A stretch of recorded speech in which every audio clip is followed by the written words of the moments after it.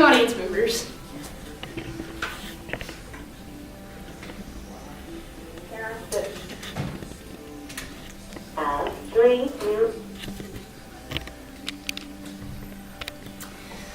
On the night of October 1st, 2017, a gunman opened fire on a crowd of concertgoers at the Route 91 Music Festival on the Las Vegas Strip in Nevada, leaving 58 people dead and 546 people injured. It was the deadliest shooting in modern U.S. history. Many began to speculate that hotel security would become intense and similar to that of airports after the 9/11 attacks. Although this was a senseless act of terror, increasing hotel security is unnecessary. Today, I will explain to you why that is so. Terror and violence in the hotels is not common within the United States. First, the U.S. federal government has worked extremely hard to limit domestic and foreign terrorism before it becomes the hotel's responsibility. According to an article posted by CNN Money, the U.S. Special Operations Force, which is solely dedicated to the war on terrorism, has a budget of almost $10 billion. Second, according to the American Civil Liberties Union, the National Security Agency has a mass surveillance program which allows them to monitor phone calls, text messages, emails, and much more. This helps the NSA and other government agencies monitor and stop terrorism before it becomes a real issue.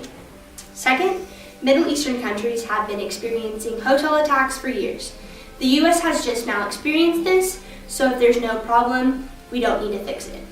According to Max Siegel, a security consultant for an executive protection company, states that hotels in the United States and Europe have been much slower on uptake regarding higher security because the chances of there being an attack are much lower than in the Middle East and Africa.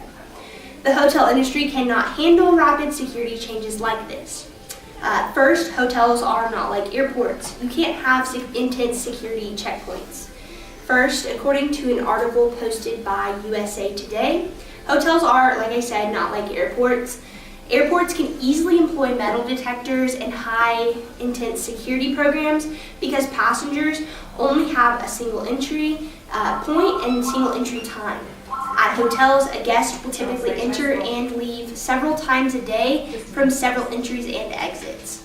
According to Ed Davis, who was the police commissioner in Boston during the Boston Marathon bombing, that because of the open natures of casinos and hotels, it's almost impossible to do the search that you do at an airport. Second, redoing security measures at hotels is extremely time and resource consuming.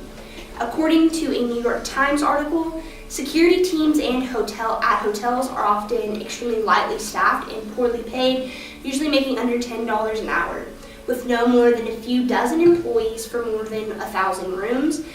It is like this because hotels simply just don't have it within their budget to hire large, detailed security teams, and it's even like this at massive hotels like the MGM Grand where we saw the Las Vegas shooting take place. So when or if security measures increase, the customer will in turn pay the price, and it's been shown time and time again that customers are willing to go to a cheaper, less quality hotel if they don't have to pay a more expensive price for things like this. And lastly, security measures like this are already in place.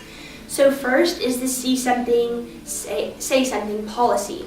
According to an article posted by NPR, the see something, say something method actually really does work. We see this in schools and large businesses. We just have to train employees to know what to look for and to actually use it.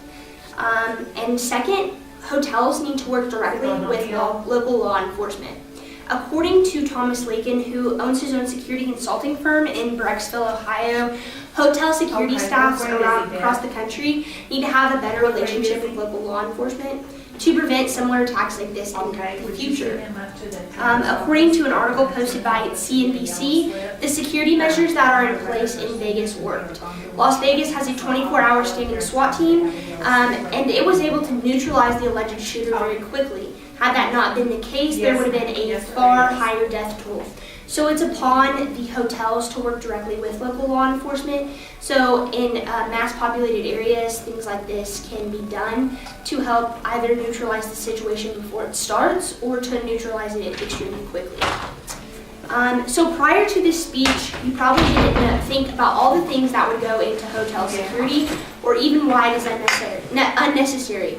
So many people are talking about hotel security, but please let's stop the clamoring that something must be done, and in particular that government must be seen as doing something, and anything regardless of how ineffective that something might be.